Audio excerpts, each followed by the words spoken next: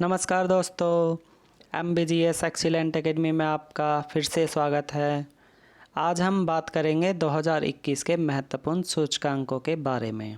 Important indexes of 2021, जो कि UPSC का civil services exam, state PCS, SSC, railway, banking, इन सभी एग्ज़ाम्स में इंडेक्सेस आते रहते हैं। और जितने भी सी ग्रेड के, डी ग्रेड के एग्ज़ाम्स, उन सब में इंडेक्सेस आता ही आता है। तो शुरू करते हैं। आज का पहला इंडेक्स है हेनले पासपोर्ट सूचकांक।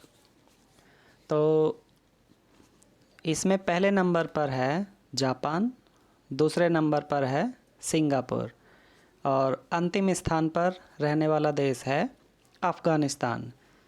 और इसमें भारत की स्थिति थी 84, मतलब भारत का जो स्थान है वो 84वां रहा था।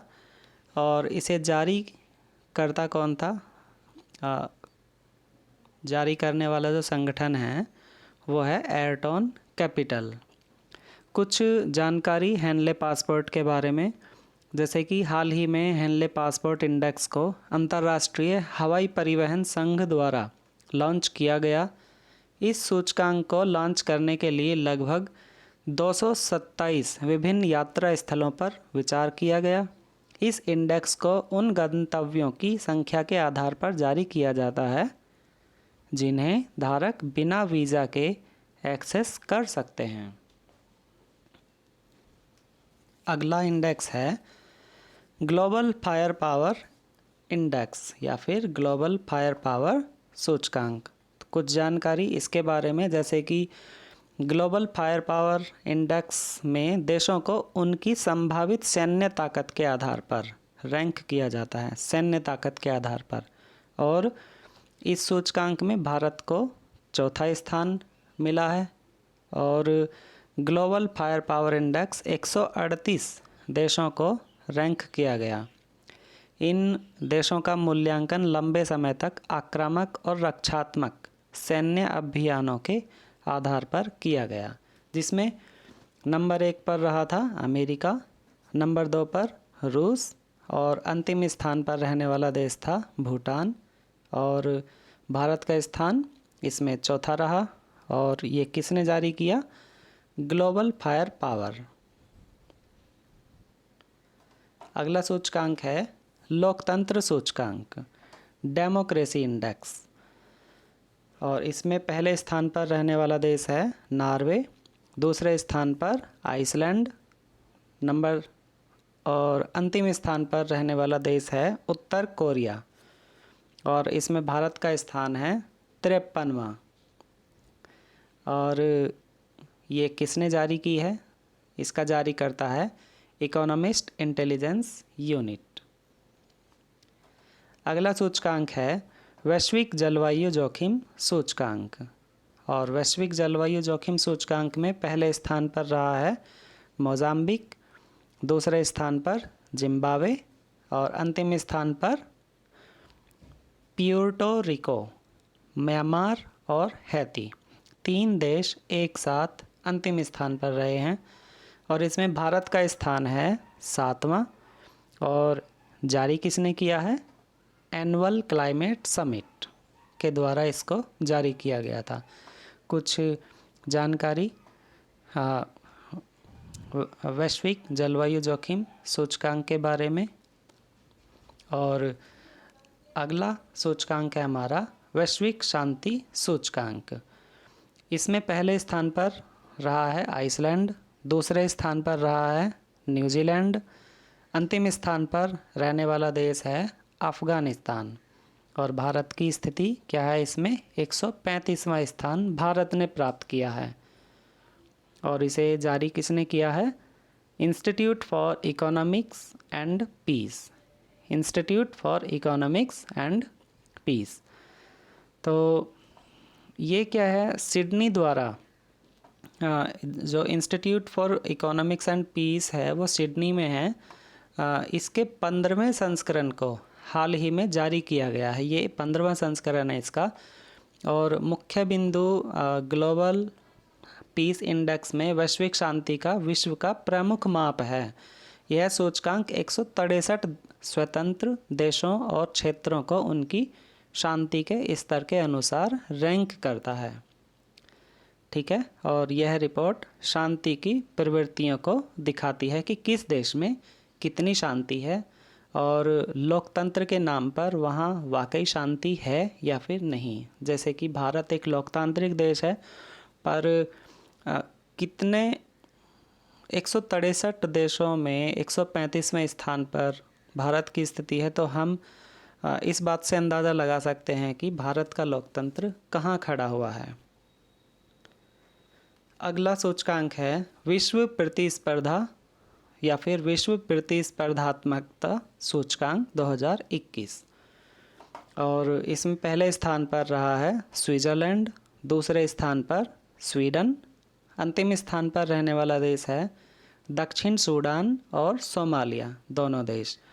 और इसमें भारत की स्थिति है 43वां स्थान भारत ने प्राप्त किया है, और इसे जारी करता है international institute for management development, जारी करता है international institute for management development.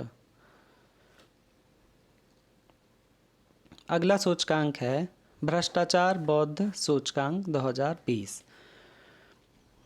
तो इसमें पहले स्थान पर है न्यूजीलैंड और डेनमार्क, दूसरे स्थान पर है फिनलैंड और अंतिम स्थान पर है दक्षिण सूडान और सोमालिया।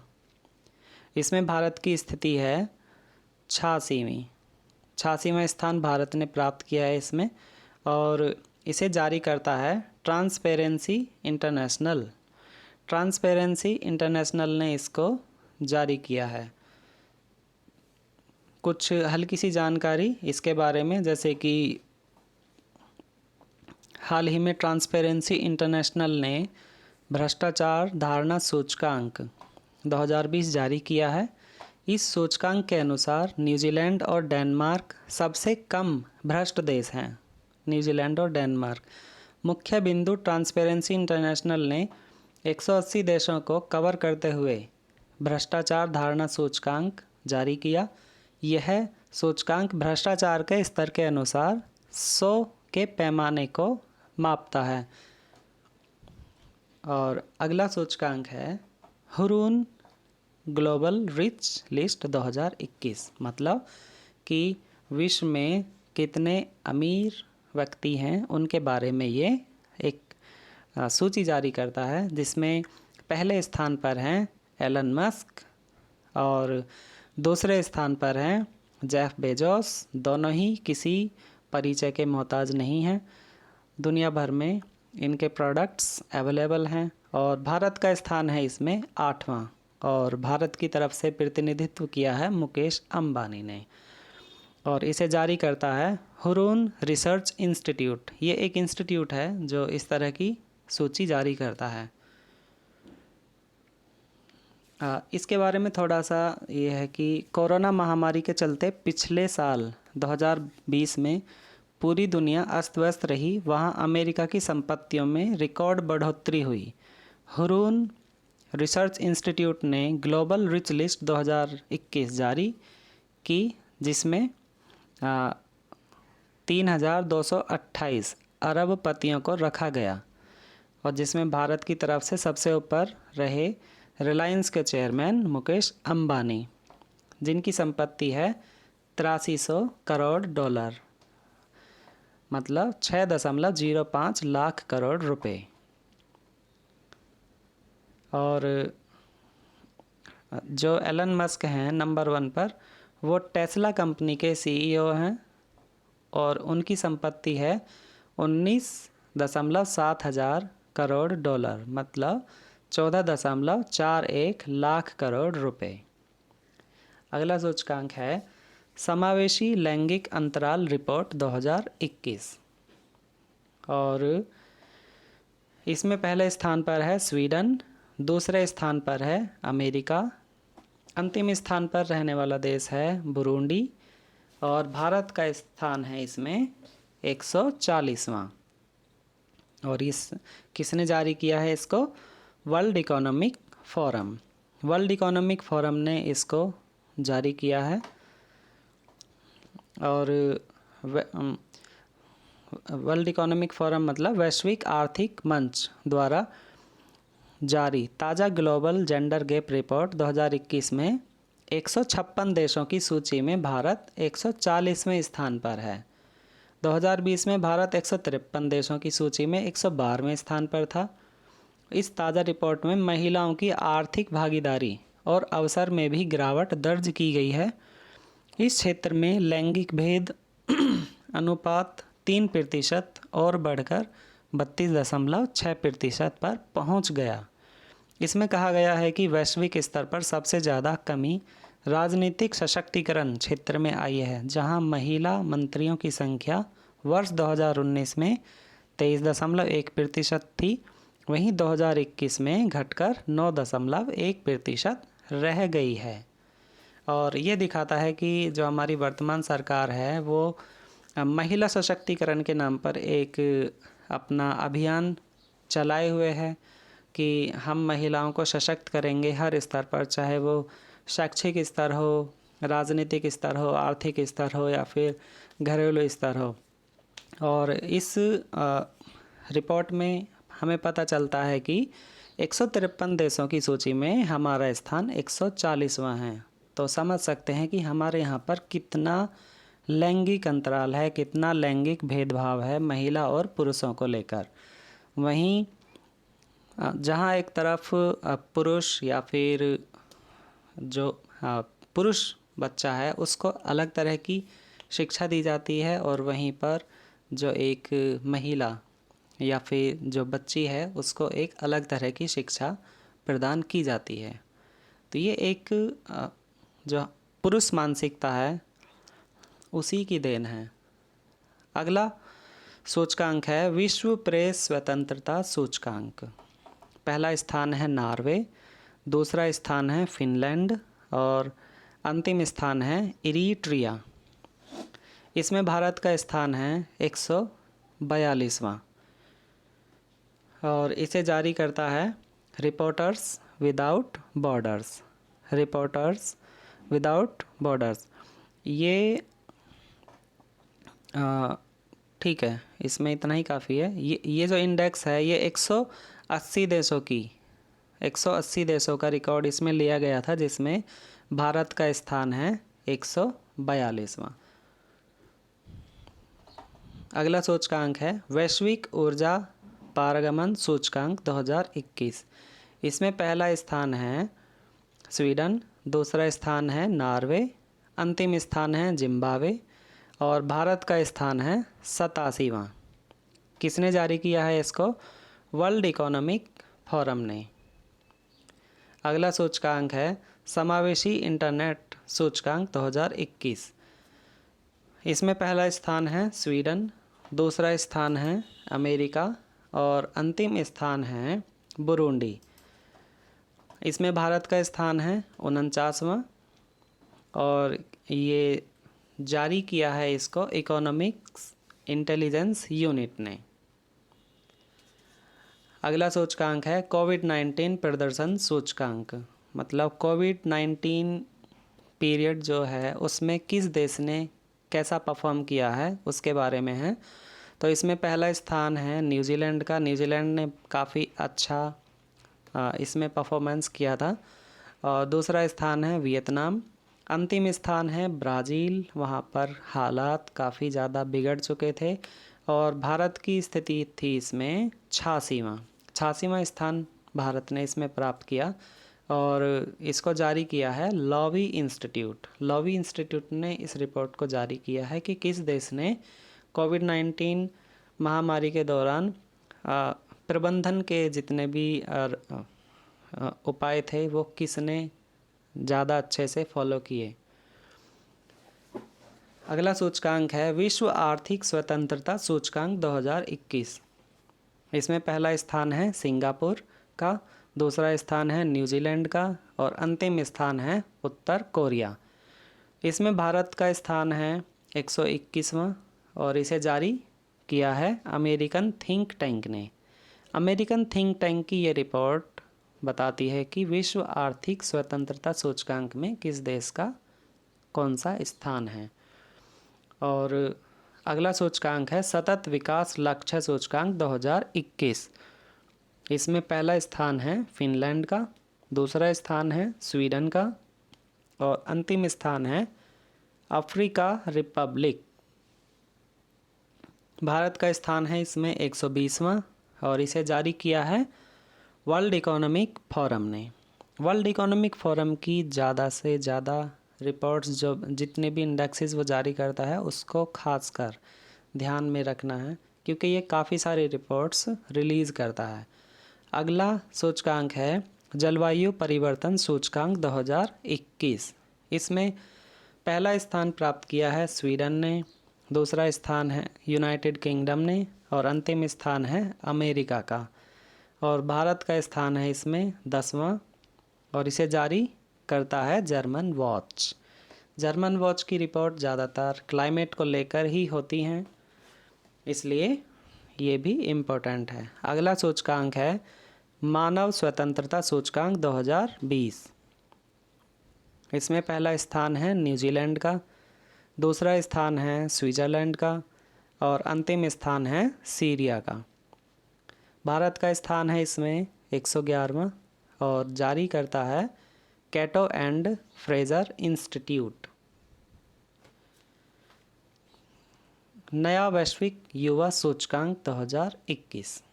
इसमें पहला स्थान है सिंगापुर, दूसरा स्थान है स्लोवेनिया और अंतिम स्थान पर है नाइजर और इसमें भारत का स्थान है 122वां और इसे जारी करता है United nation department of economic and social affair. अगला सूचकांक है विश्व प्रसन्नता रिपोर्ट 2021। किस देश में कौन या फिर किस देश में वहाँ की जनसंख्या या फिर वहाँ के लोग कितने ज़्यादा खुश रहते हैं, वो वहाँ की स्थिति यह रिपोर्ट बताती है। और इसमें सबसे ज़्यादा खुश रहने वाला देश है फिनलैंड और दूसरे नंबर पर है डेनमार्क और अंतिम स्थान पर जो सबसे दीन और दुखी है वो है अफ़गानिस्तान।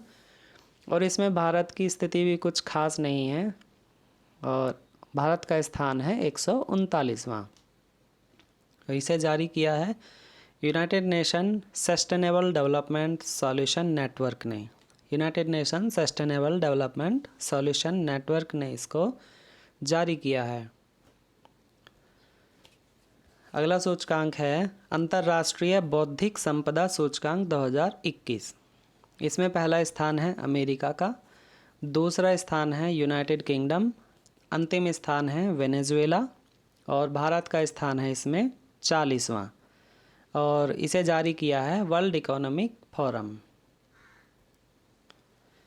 सो फ्रेंड्स, आपको कैसा लगा हमारा ये सेशन इम्पोर्टेंट इंडेक्स पर, और इसका एक पार्ट 2 भी आएगा जिसमें हम केवल इंडेक्स या फिर रिपोर्ट और उसे रिलीज़ करने वाली ऑर्गेनाइजेशन के बारे में ही डिस्कस करेंगे, क्योंकि जितने भी एग्ज़ाम्स होते हैं उनमें जो भी क्वेश्चंस आते हैं वो ज़्यादातर इसी बेसिस पर होते हैं कि ये रिपोर्ट किसने रिलीज़ करी है या फिर ये ऑर्गेनाइजेशन कौन सी रिपोर्ट जारी करता है। तो मेरा यही अगला सेशन होगा कि कौन सी ऑर्गेनाइजेशन कौन सी रिपोर्ट जारी करती है और ये रिपोर्ट किस ऑर्गेनाइजेशन ने जारी की है। आपको लेक्चर पसंद आया हो तो लाइक करें, शेयर करें और चैनल को सब्सक्राइब करें। लेक्चर का पीडीएफ लेने के लिए आप डिस्क्रिप्शन बॉक्स में टेलीग्राम चैनल को ज्वाइन कर सकते हैं और वहां से लेक्चर का पीडीएफ ले सकते हैं। अगर आपको कुछ और या फिर लेक्चर्स में या फिर कंटेंट में कोई प्रॉब्लम हो या फिर कुछ इम्प्रूवमेंट चाहिए या फिर किसी और कंटेंट पर आप लेक्चर चाहते हैं तो आप हमें कमेंट बॉक्स में बता सकते हैं, जिससे आपकी फीडबैक्स हमारे लिए वैल्यूएबल होगी और आपका जो प्रयास है वो भी आगे की तरफ अग्रसर होता चला जाएगा। So friends, thank you so much for watching this lecture. Thank you and best of luck.